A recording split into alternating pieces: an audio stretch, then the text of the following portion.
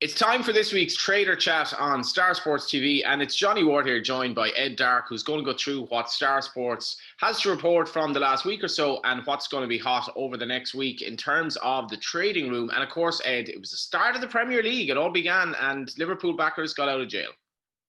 I was going to mention that, Johnny. Obviously, your team got lucky there again. No, it's a pretty good weekend for the football. For us, I think with all the games being on Sky helps us rather than, there's less ACCAs and such, but we've got quite a large singles and doubles, and every game's on Sky seems to have boosted it. So, yeah, good start to the week. I was really happy with it. How have you found trading behind closed doors, actually?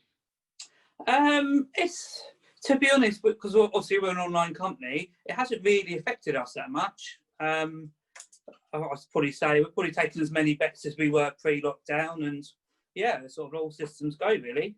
Obviously, the Ledger was the showpiece of the week at Doncaster. Lots of interesting stuff happened in terms of jockey bookings and so forth, and it had knock-on effects in Ireland as well, with Shane Cross obviously having that very, very unfortunate positive test in terms of the coronavirus. Seems to have been handled quite well in Ireland, but how did you handle your bets over the few days, and what sort of result was Doncaster, I suppose, specifically? It was quite busy, the Ledger meeting as a whole. Obviously, Santiago with Frankie on was probably our bogey in the race. Took him on the last day as well, and we're right both times. Yes, yeah, we did a little bit. Obviously the winner was a good result in the book, and you obviously feel for Shane Cross, but Tom Marquand's first classic winner, he got dropped off on a good ride in the Derby, so I guess it's a bit swings and roundabouts, really. How was the Irish Champions weekend? Aidan Joseph and Dunica had Group 1 winners, I think, more or less within an hour of each other. But how were the results? Leopardstown, obviously, and the Curve. Some really competitive races, some good results, some bad ones. Yeah, I think Gayeth was the main one for us. Obviously, they took him on for the pace, and he got beaten. I don't know if Ryan had the choice, but he obviously chose the wrong one if he did. So, did you lay anything on Gayeth? Yeah, he was bad. He was a loser in the book, so it wasn't too bad. And Stradivarius getting beaten in France was a bit of a shock, but who knows what happens when it comes up time in a month or so. Yeah, and in terms of the racing upcoming over the next week or so, we're easing back in. Listowel starts in Ireland on Sunday, but what are we looking out for?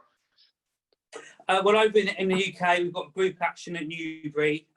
There's a really good Group 2 race, 2-year-old race, and there's an ARC trial again, the Group 3, which Adib's in there, probably want a bit of cut and things like that. So, yeah, it's a quietish week, obviously after Doncaster, but, we're definitely big races to bet on for us. So we'll see how we can go at the end of the week. Not a good US Open for Novak Djokovic for obvious reasons. How good was it for you guys so far? It's one of those things. Obviously, didn't mean it, but the rules are the rules. So what? There's nothing you can do, really, is there? So, yeah, Djokovic getting disqualified and Medvedev not getting to the final were both good results for us.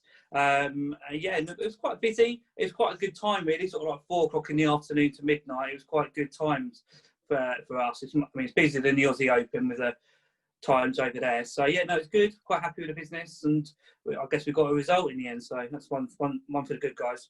And in general, across the board, as an online bookmaker, how has business been since the start of lockdown? And have you seen kind of a change in terms of patterns or anything like that?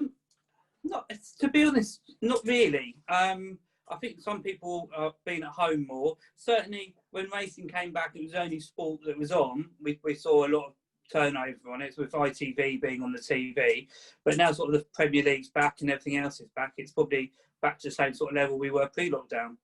Yeah, just finally as well, the Greyhound Derby's not that far away now. We're counting down, and is that going to be a big betting event as well, with the firm obviously sponsoring the Star Sports Greyhound Derby this year? Yeah, absolutely. Obviously, you see Julie Collier's videos, and it's we're going to be, hopefully there's going to be a bit of a crowd there, so we'll be standing at the course as well. So yeah, we're looking forward to it, really, and we're starting to take a few bets now on it, so it's all hotting up, really, and hopefully the Irish will be able to come over, but COVID permitting, hopefully we'll see Newland, Taylor or Pestano will come over after their Irish derby this week. you got to think as well, just finally, I guess, on the mental health of the bookmakers. So I was speaking to one earlier, who's just not been able to do his job now since March. And it's a very trying time for these guys who've been at the track year in, year out for years, you know?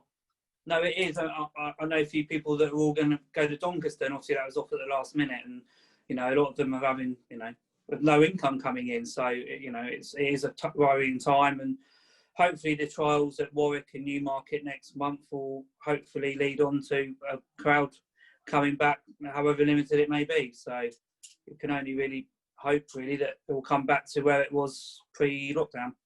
Absolutely. Thanks a million for that, Ed. No worries, Johnny. Take care. Have a good week.